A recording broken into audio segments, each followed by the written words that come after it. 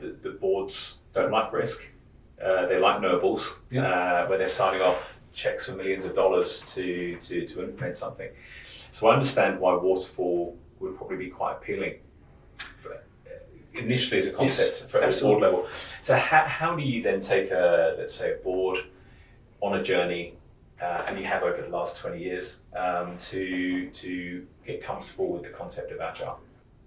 Agile has typically had a very bad name for itself because people have just interpreted Agile to mean there is no plan. Or we only plan in little bits.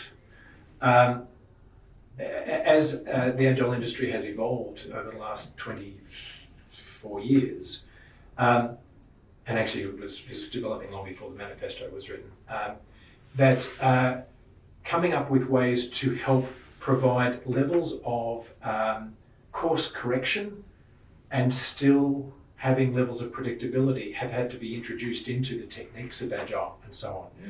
And so I then talked to the executives about what those techniques are in order for them to say, okay, I see the benefit of not relying upon absolute predictability of how we're going to get there by applying these techniques that actually help us course correct as we need to still get to the destination.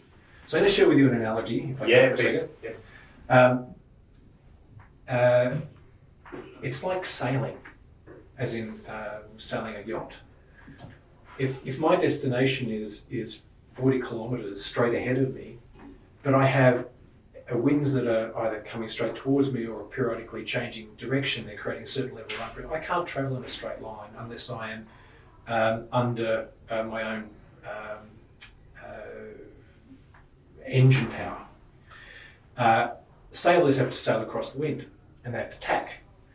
And they know they're being successful in getting towards the end goal, the destination, if they've made some level of forward progress towards it, even if it was in a different direction.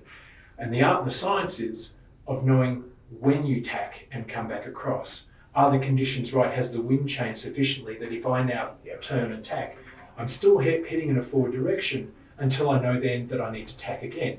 And so uncertain software delivery is all about knowing the points at which you tack in order to still get to the end destination.